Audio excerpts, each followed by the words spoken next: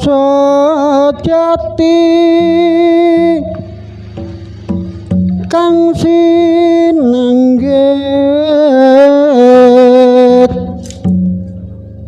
pralis songo sarta sekabat kabeh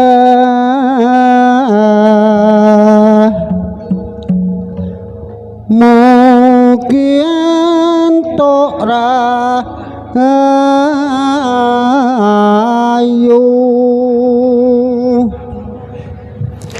saking Gusti kang maha suci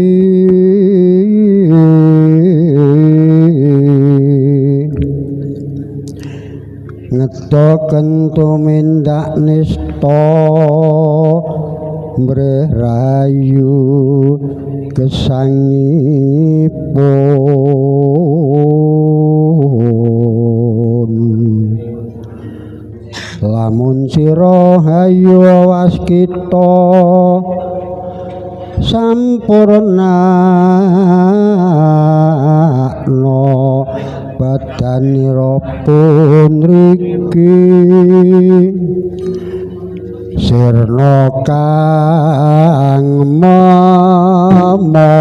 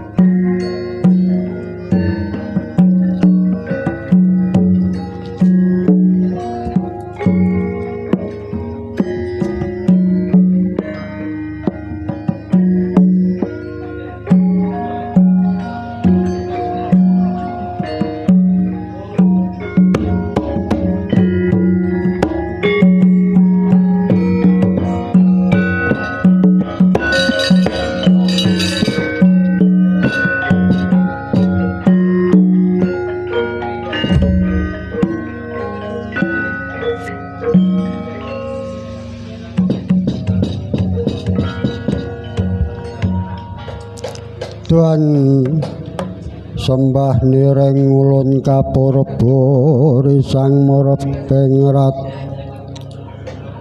sananing kang nikanang sih ing dase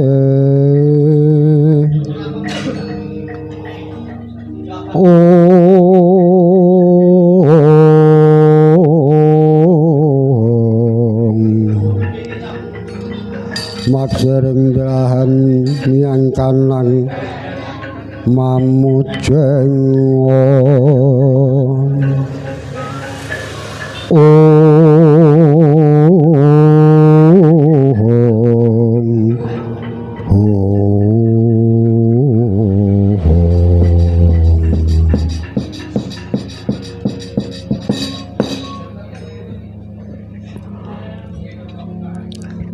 nuwun mangke to mangke Kakang Narada mbaya dados getaring panggale paduka Kakang Narada ulun timbali marak mangarasa palatala prakencong prak warudaya didegorong wong kali judhe sapa sing gawe kawono iki Adi Guru sareng ingkang ngraka ing suduk pangdal-undal nampi timbalanipun Adi Guru mejot kumitir manahipun ingkang ngraka ing suduk pangudal-udal kejawi menika paduka nimbali ingkang ngraka ing suduk pangudal menapa badhe netepaken kalepatan dumateng ingkang ngraka ing suduk pangudal Adi Guru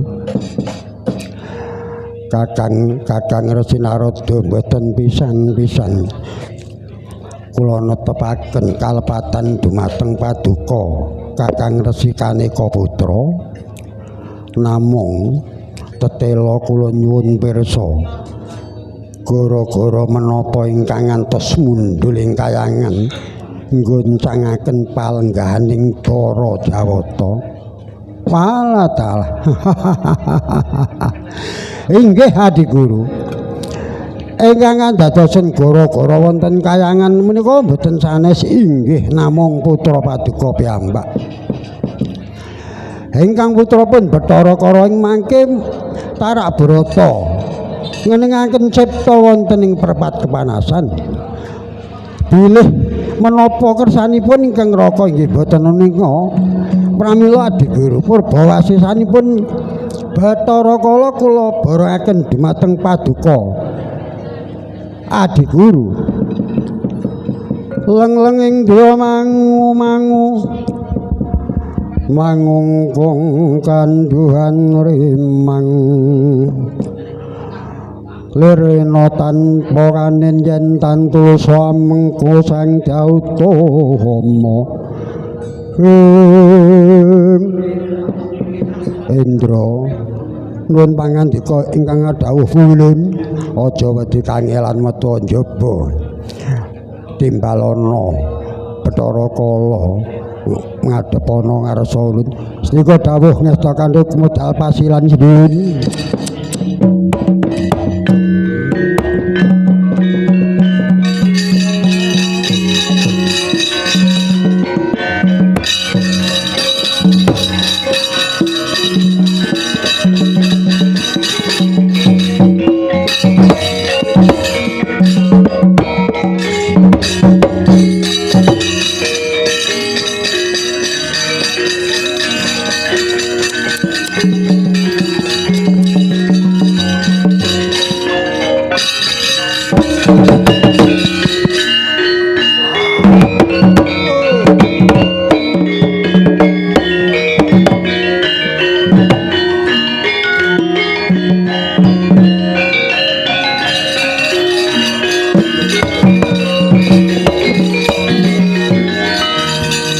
raseksa pudenda mangwuh mangarah mamrih ling-mring lawan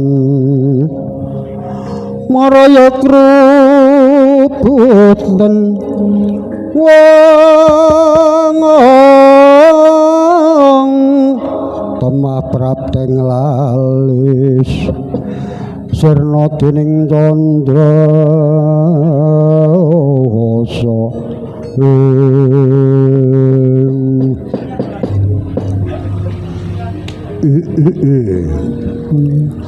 pukulun ana wigati ning apa nimbali putramu Bathara Kala nggon kumapan ana ing perpat kepanasan Bathara Kala sira mapan ana ing perpat kepanasan ramukal kelamun ora ana wigati kang sira singitake mara kage matura apa darunane kala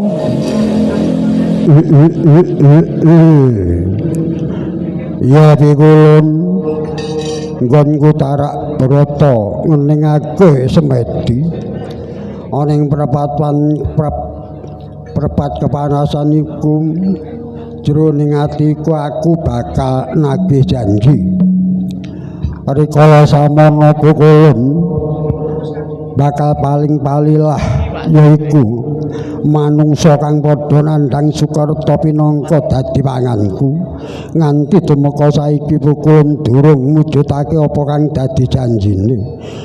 Lah banjur kapan nggonmu mujudake janji-janji kang wis kok mesthekake marang Bathara Kala lan panganku bocah kang nandhang Sukerta bocah sing kaya apa lan piye werdine pira cacahe. Iya Kala duwe ngunipun Rama pun paling palilah marang sira. Ulun bakal paring pangan marang sira wujude bocah kang padha nandhang Sukerta ora angger bocah kok pangan ning bocah sing padha nandhang Sukerta. Bocah nandhang Sukerta kaya apa werdine piye? Iya Kala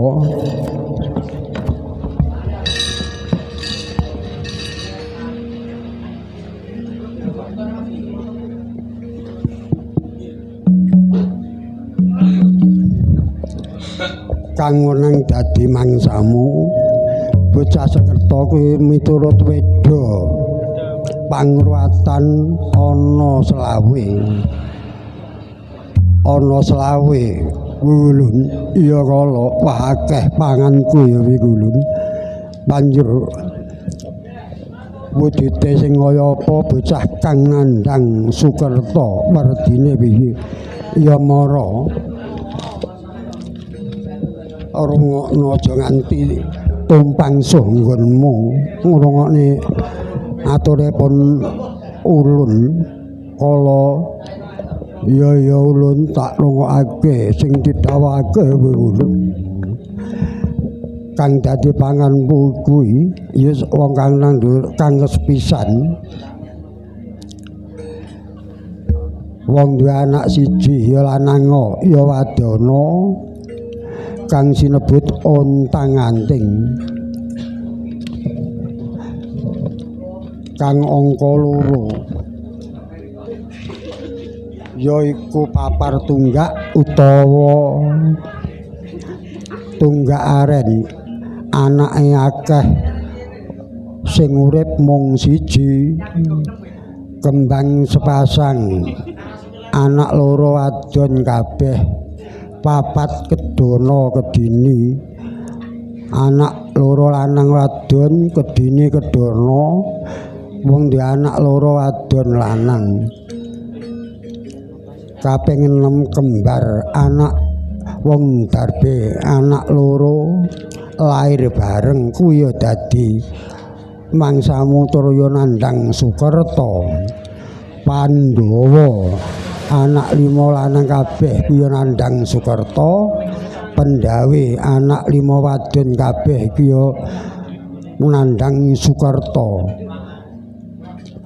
Kaping 9 gotong mayit anak 3 lanang kabeh kang angka 10 cukit dulit anak 3 wadon kabeh lompat kidang anak 4 wadon lanang utawa lanang wadon saromba anak 4 lanang kabeh srimpi wong duwe anak 4 wadon kabeh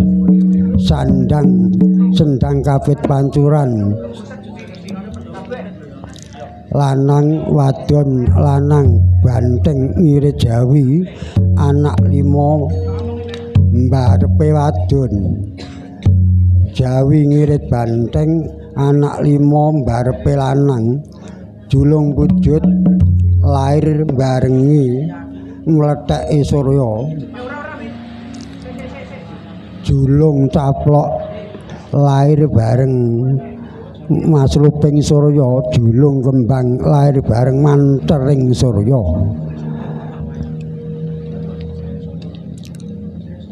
pancuran kapit sendang wong duwe anak 3 pancuran kapit sendang kuwi wadon lanang wadon lungse wong wadon angel golek jodone bongkek dangkal wong lanang angel golek bojo durga ngerik bola bali kepaten bojo kala tinantang wong lanang kepaten bojo pancuran kapit sendang wong wadon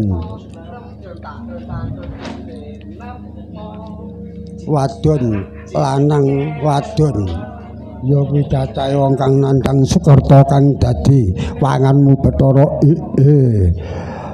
makanku akeh ya Bathara ngene ya nanging ana nenen kodrat kelawan wiradat kuwi menang kodrat awit jalma menungso wenang ambudidaya pamane ana tanduran arep dipangan kewan kamangka pak kewan tanduran kuwi wis ditanduri dadi ora hak wenang upama tak pangan apa kowe bakal entuk siku dendaning Gusti Kang Maha Kawasa yen kowe tetep kepangan kowe bakal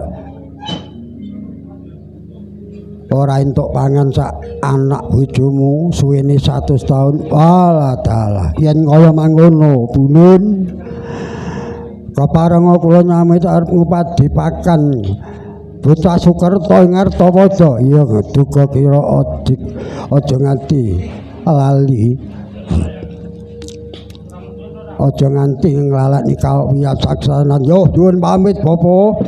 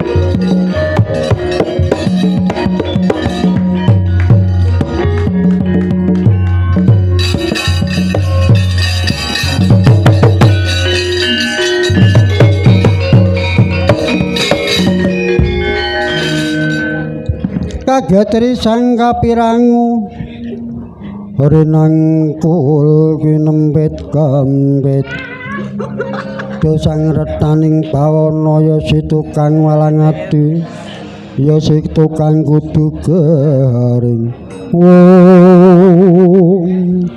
wala talah prakencong pak pong kali jude sapa sing gawe Adi guru Paduka menika kados pundi? Paduka badhe paringi pakan dhateng Bathara Kala tiyang ingkang nandhang Sukerta. Kamangka jaman sakniki niku sedaya tiyang menika putranipun nandhang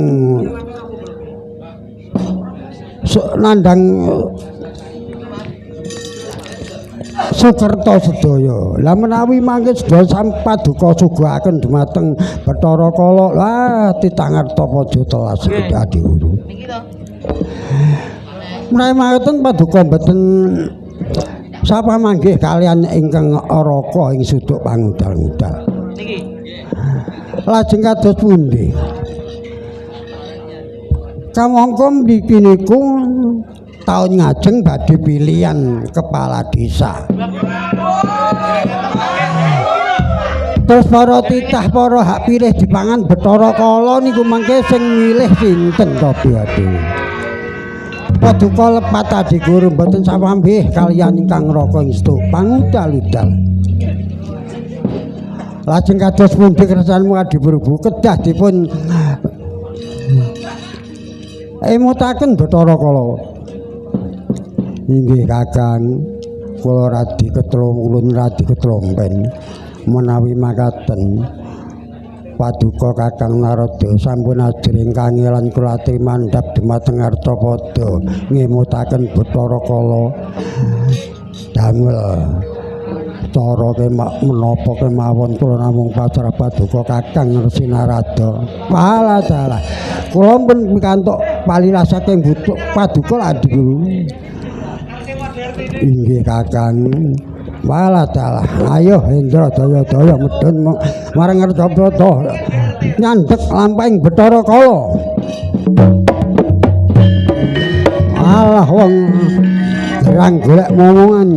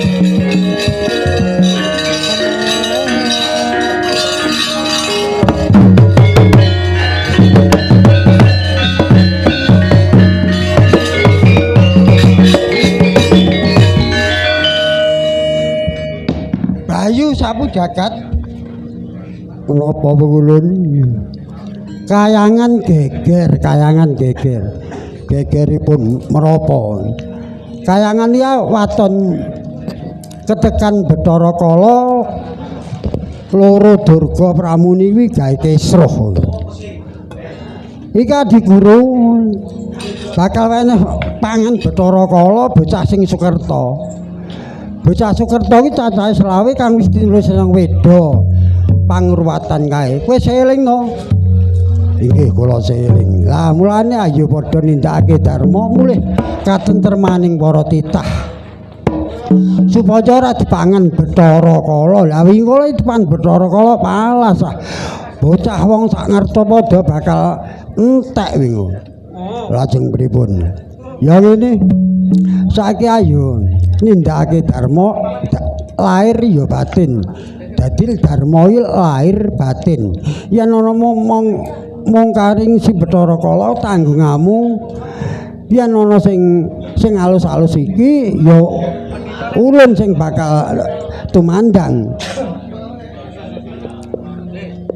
Kowe sing kasar, aku sing perkara pamane tembung kuwi ya wong tuwa sing dadi tanggung jawab utawa ngapusi kuwi bagianmu kuwi wong kasar ya sing nyatut kuwi bagiane wong tuwa nyatut amplope yoga-yoga kuwi Kulun yagane niki gratis kok jeng dicatut niki dicatut napane. Benjing niku lek wasul teng Solo nggih namung ditumpakne ngoten mawon. Ala aja sembuh kuwi tanggungane Pandu kuwi. Ayo andum gawe aku ya. Mengko bakal golek isi Indra karo Senu. Tak jak tumandang supaya ngalang-alangi raguning si Bathara Kala. Supaya ora dibacutake nggone mangsa bocah sing padha Sukerta. Nggih Bu Kulun, ayo andum gawe.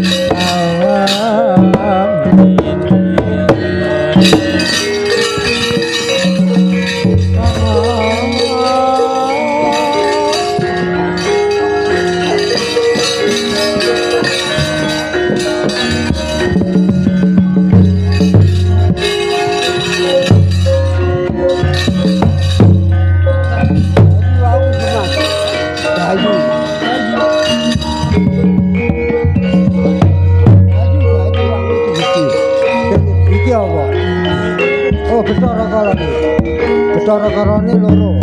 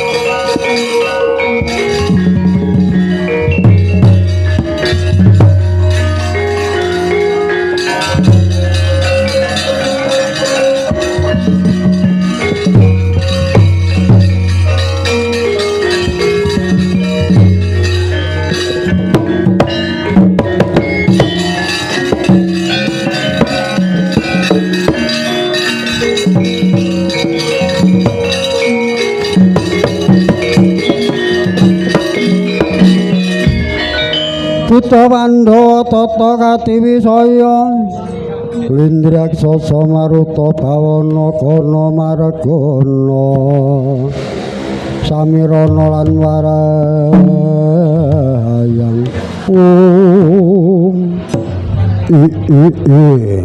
salin sandangan menungsa supaya ora kedangan nggonku bakal ngwadi mangsanku. Bumbung wektune disisih esuk urung srengenge urung mancur daya dayu karep ngupadi sandang panganku wong Sukerta mudhun marang Arcapada wong Sukerta yang dadi panganku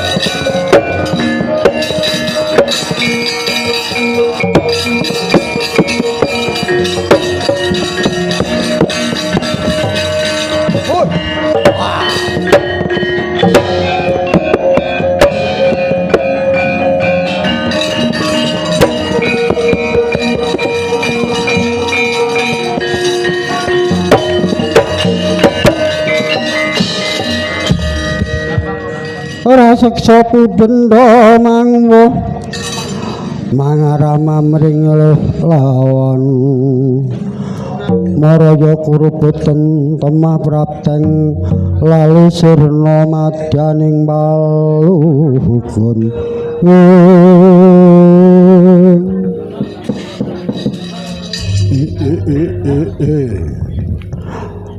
beduk tengah ini iki aning bocah kelayaban ning tengah ratan kaya ora duwe gayan wong lumuh wae kuwi sapa jenengmu Gus? Kowe wong sangka ngendi? Sapa jenengmu? Aku sangka Andong, Desa Andong Jinawi. Jenengku Sukerto. Sukerto. Lah iki wis genah jeneng kok Sukerto. Sukerto kowe ora duwe bapak. Pancen aku ora duwe bapak. Kowe dadi panganku. Sapa to?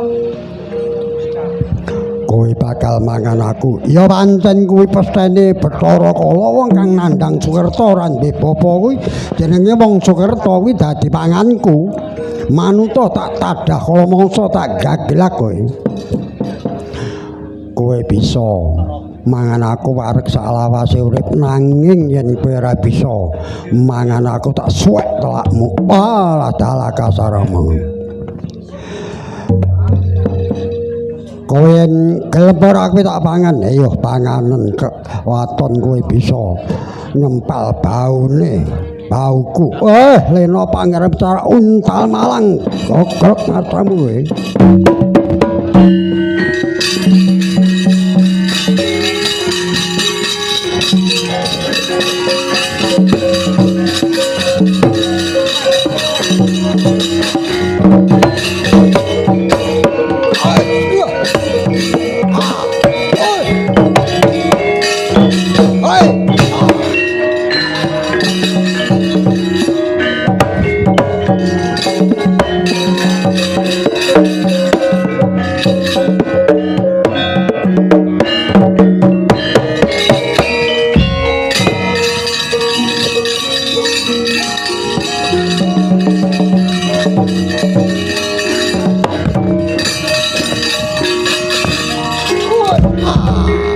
Kabutan. Aduh. Wah.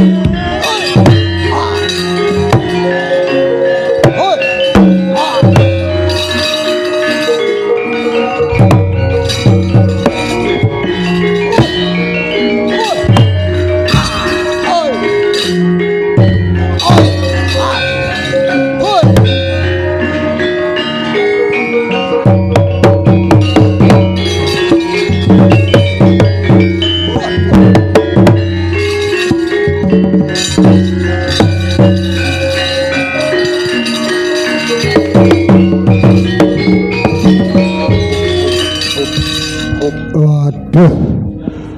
Karepku golek pangan malah dipentungi wong. Apa anggonku golek pangan kino dinane apa elek? Tibane ya mentek jane.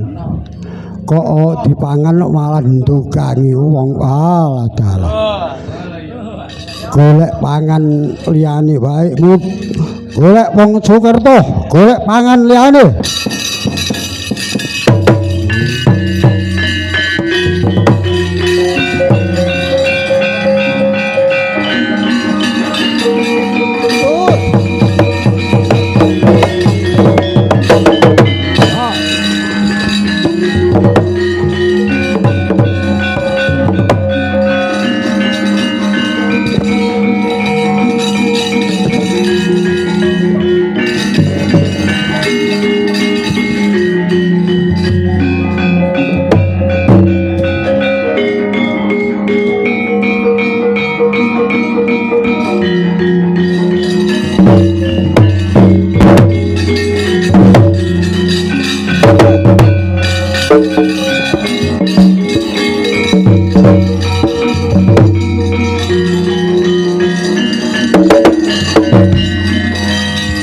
Saranane yen luhung petalopo kurang guling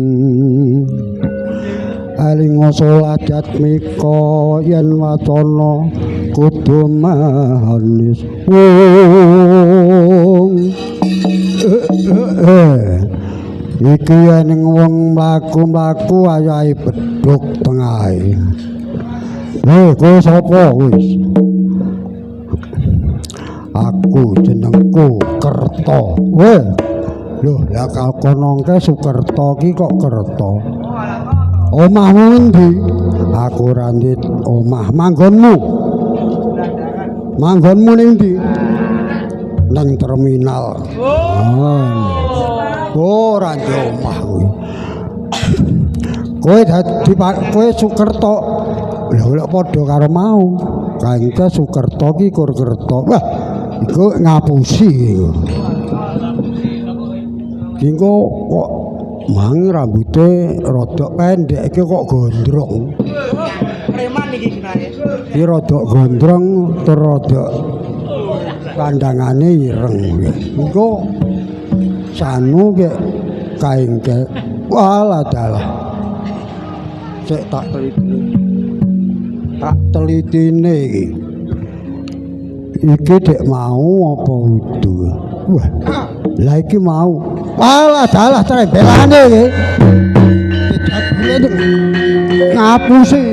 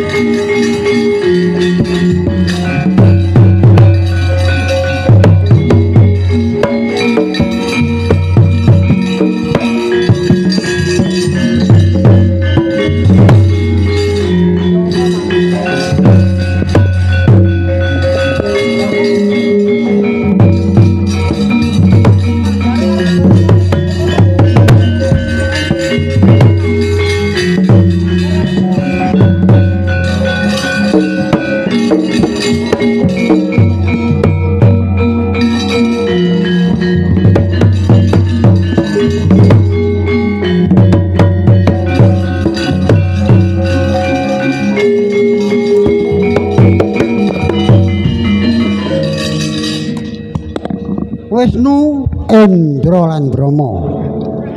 Ngerti para tak undang ana ngarepku. Menapa kula dereng mangertos lajeng menapa wigatosipun mulun. Wigatosipun menapa pikulun pados menapa wigatosipun pun baling kang putra pun Brahma. Ngene ya.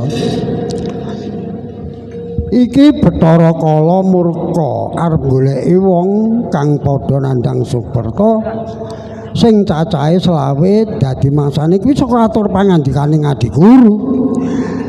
Lah Adi Guru ki luput kamangka wong kabeh wong saiki padha nandhang Sukerta akeh-akeh wong darbe anak iki 2 3 kuwi kabeh nandhang Sukerta. Lah kabeh dadi pangan Bathara Kala ni sak ngarcapada bakal ludes iki. Salajeng kados pundi? Pun ngene. Ayo nindakake dharma nuju nang katentreman marang kabecikan. Kowe tak dadekne dalang ning dalang wayang niku. Iya ning dalang pangruwatan, dalang penglopatan. Ora kok dalang liyane ki ora, dalang pengruwatan, dalang sejati. Ngaten ulun. Iya. Lah Wisnu Indra kowe dapuka dadi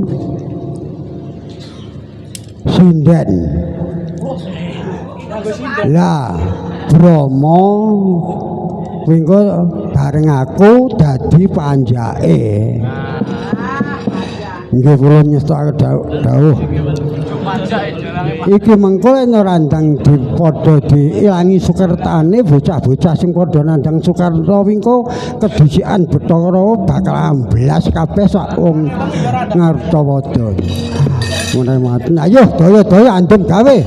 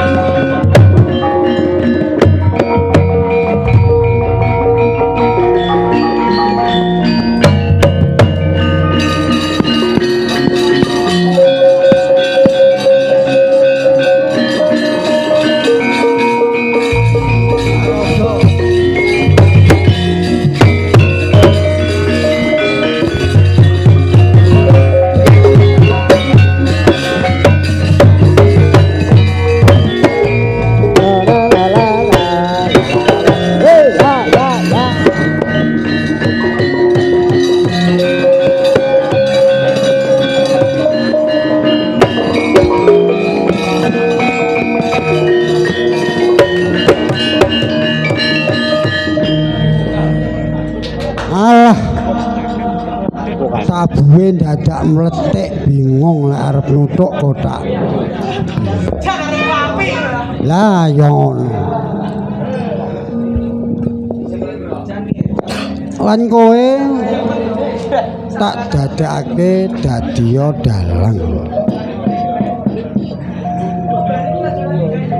Kowe wis pantes dadi dalang lan kowe sindene tak jenenge sinden asem sore utawa sruni. Ya Kakang, kowe nyeluk aku Kakang benjo ngawis tarani. Iya Kakang, ayo daya-daya mbatutake laku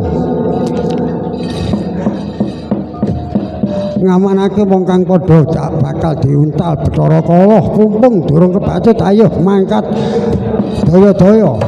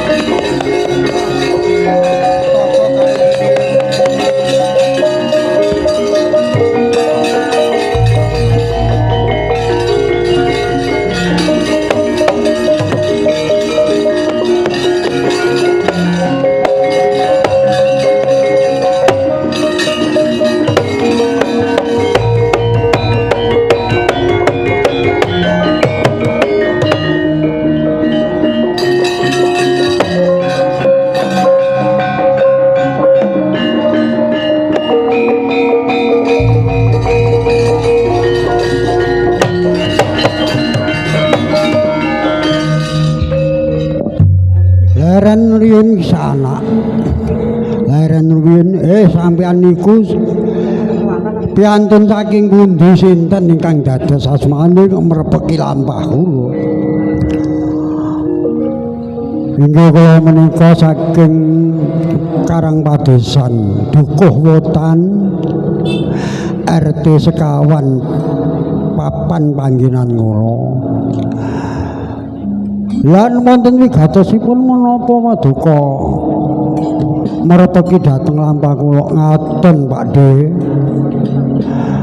Kula niki diutus panjenenganing Bapak Susilo sekalian supados dalang pengruatan dalang sejati inggih turun dalang menapa wonten niki wonten. Lha terus menapa ingkang dipun purwakala panjenengan Pak Susilo menika napa?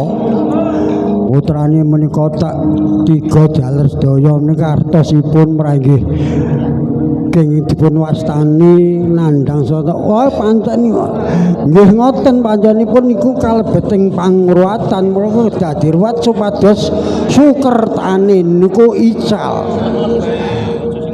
Lan pinggangipun nggih mugi pinaringan slamet mboten wonten alangan srapa menawi njangka menapa sok kadange niku saged kasembadan.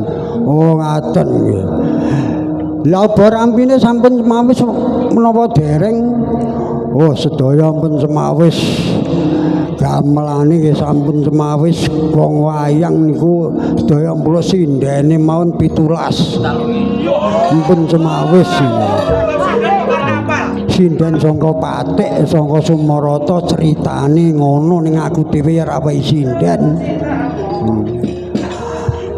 Lah terus wektale benjing menapa menika temuning dinten menika Selasa Kliwon Senin Kliwon malam Selasa Wage niku nggih teteping dina kula mangke tak dugi lajeng prabiyane pinten niku prabiyane pinten ora sambayar ora perlu bayar itek mesakne pandu lek wirawiri bayare cengkir. Oh, cengkir. Lah kok mayar nyuwun pinten truk, pinten tronton kula padosne namung cengkir. Tolong truk nggih ngebruki ndasmu lho. Cengkir iki kencenge pikir percaya sing ngundang karo sing diundang ngono ora perlu kaweruh ngono kuwi ora perlu diregani, lara diregani kuwi gabar lho. Saikase sing mbutuhke ora kok diregani pira-pira kaya lombok. Oh iya. Monggo sakniki daya-daya sowan dhumateng daleme Pak Susilo. Monggo Pak D kula dherekaken Pak D.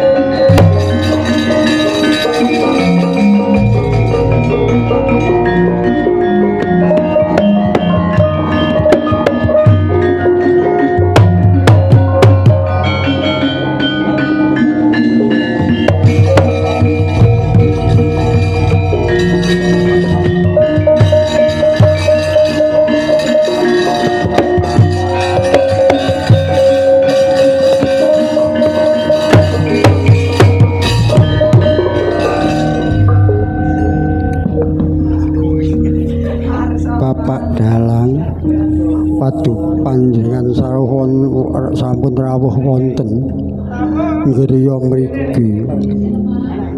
Inggih.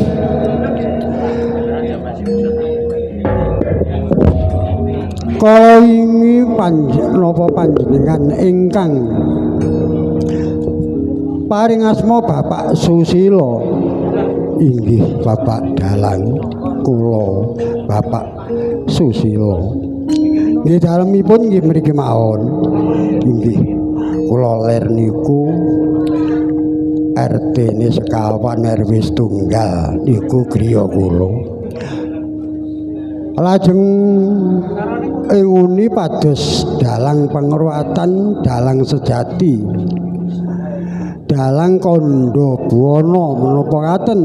Kala wingi wonten piantun ingkang sowan dhateng gubuk kula badhe pados dalang kandha buwana nggih dalang sejati inggih pancen makaten Bapak Dalang kula nyuwun tulung anak kula niku cacah 3 jaler sedaya menika kedah kalebet pangruatan kula suwun dipun icali sukartanipun dimen sugih kawilujengan sugih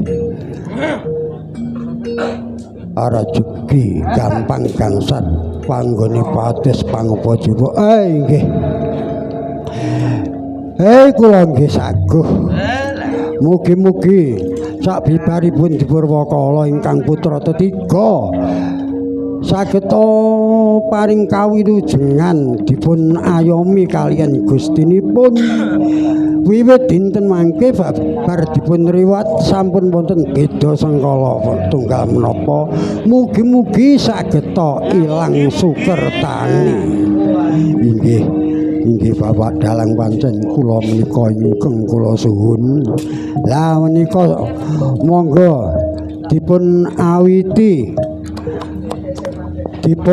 anggenipun maos pangruwatan kang sejati inggih Bapak Dalang kula namung nderek pangandikanipun Bapak Dalang anjera ingkang waspitarum kasliring samirana mrek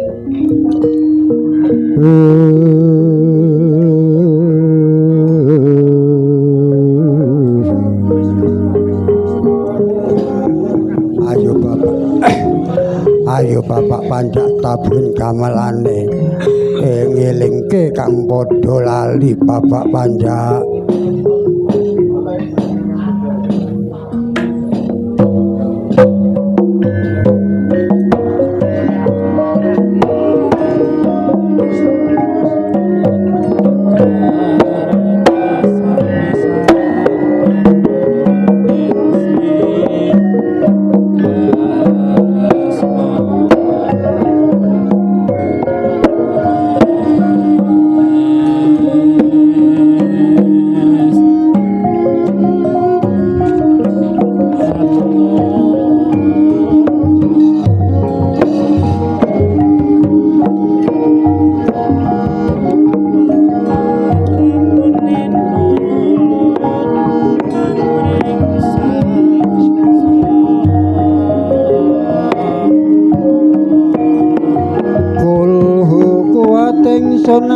tobat pasrapati nyawaku dawa niat ingsun lungguh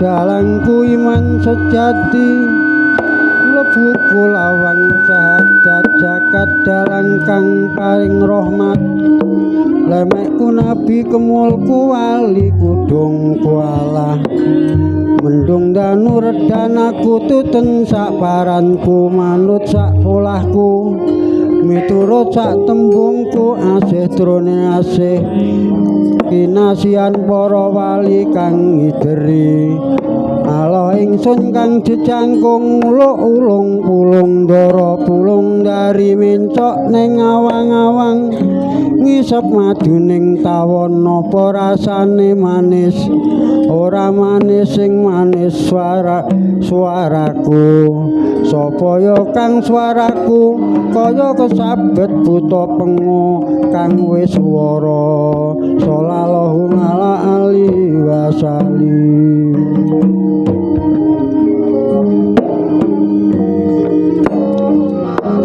Bismillahirrahmanirrahim.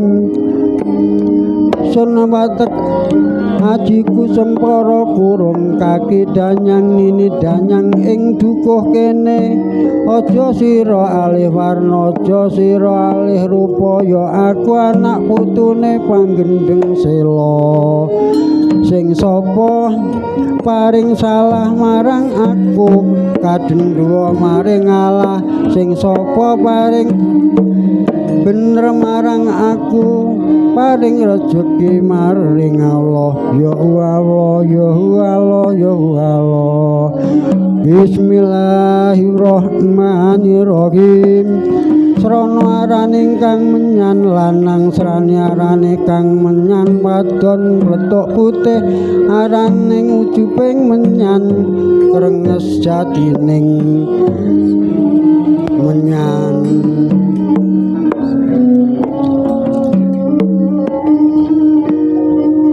apa kuasane wong ngebong menyan luput pagonta-gonta oleh sedane dening para wali Surya Wirya araning kang danyang lanang ing dukuh kene Wirya surarane danyang wadon ing dukuh kene kula suga sekul arum sarining menyan sarining kembang mila kula nyuwun mikuwat kalian pun danyang mriki pasten sampeyan gedang ayu suruh ayu badhek setetesen wonten kalepatan nyuwun pangapunten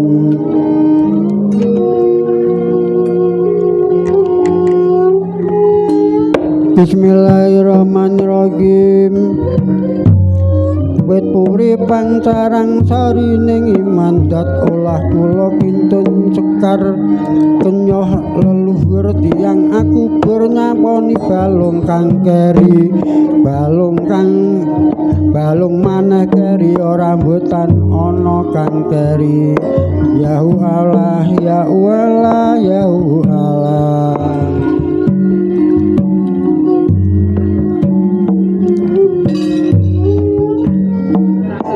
ompake si masjid Demak neraka iku suku dununge tambining pucang iku pupune dununge kalamulah iku ilmu rasa sejati dununge aksara 40 iku segara tanpa tepi iku weteng dununge kang aran nyawa sejatine pangucap lungguhing mripat ati dununge masjid tanpa centik cantelan iku jantung dununge lawang tanpa pitu iku dada dununge lawang tunda 8 iku gong sajarata mata jaratil mutaha dununge lawang tan tunda 9 iku unyeng-unyeng dununge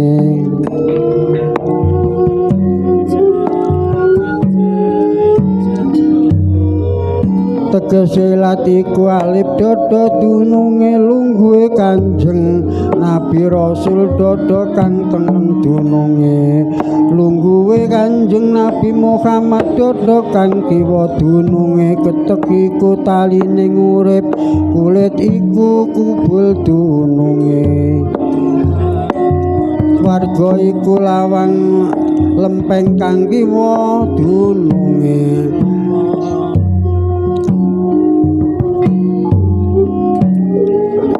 neraka iku lempeng kang tengen dununge galih kangkung iku gurung dalang dununge dalane tegese layang Kalimasada iku epek-epek karo dununge pusare masjid Mekah iku pentil ilat dununge Sirotol iku kok ing ilat dununge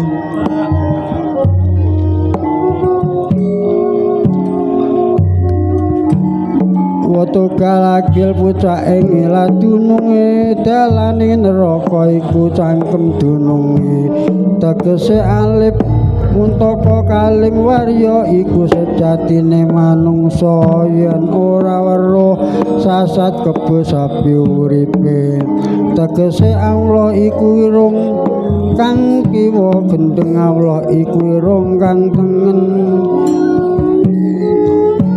tengah gendeng Allah sallallahu alaihi wasallam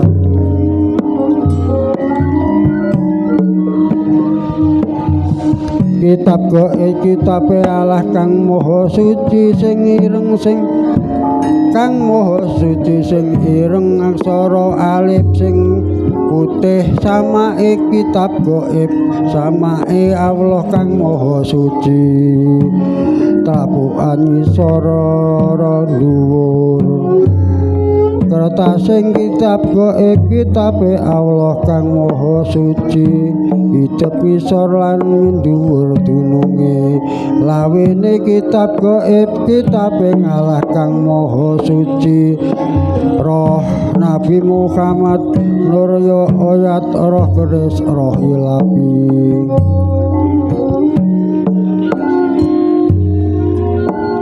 tunggu ripe sarpadam sarpin rapet karo guna iku padam sarwa wis rapet apa lungguhing Gustiku damar kencana paringaning Allah kang maha suci apa ari-arine Gustiku payung gila paringane Allah kang maha suci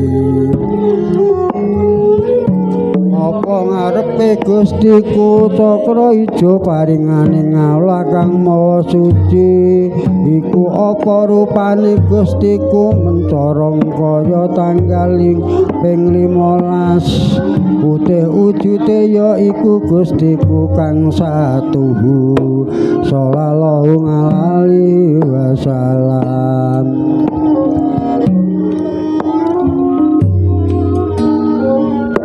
singgah durga singgah sekutu walang ataga sing gumremet sing gumrimit sing kala jatok buta takol koma sirah koma mripat koma ulu koma buntut koma sisik padha sira suminggah sing ados sira marang ing parang karang poman potan kene ora ado ora cedak tak watesi sak bedil mupeng lebur gembur dadi awu musna ilang sing sedya ala marang keluarga RT papat desa wetan kene ketiban idu putih saking kerasaning Allah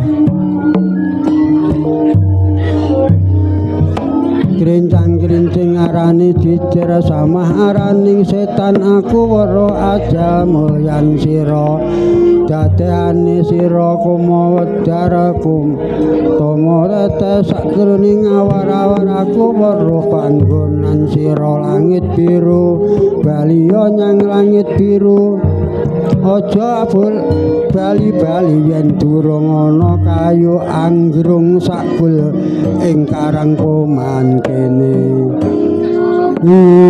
saparingsa sapandrinsa araning gendruwo lanang sapandrinsi araning gendruwo wadon jemdetan wari werayangan ilu-ilu banaspati